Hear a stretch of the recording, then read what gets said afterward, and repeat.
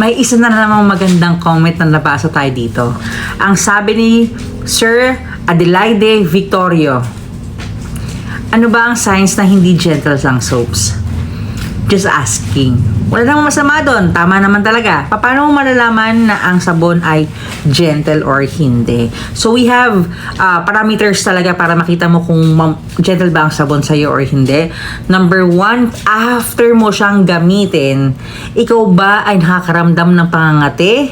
Okay? Or ikaw ba ay nakakaramdam ng may pagkahapde? Pag ganun kasi, hindi compatible yung skin mo sa sabon na yan. Or po pwedeng natatapangan yung skin mo sa formulation ng sabon na yan. Okay? So, hindi kagad, hindi yan ibig sabihin pangit kagad yung soap. At hindi naman sinasabi na yung maarte ang balat mo. Nagkataon lang na hindi sila compatible. Okay? Yun yung number 1. Pangalawang klase naman na hindi gentle ang sabon or hindi hiyang sa balat mo is may mga dry patches na tinatawag.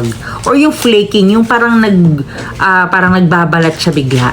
Okay? So, bihira mo magamit yung sabon tapos bigla ka na nagbabalat or nagkakaroon ng flaking or nagkakaroon ng dry patches. Ibig lang sabihin, yung sabon po is even yung natural oil sa mukha mo ay natatanggal na rin niya. Okay? So, hindi din maganda yung ganon.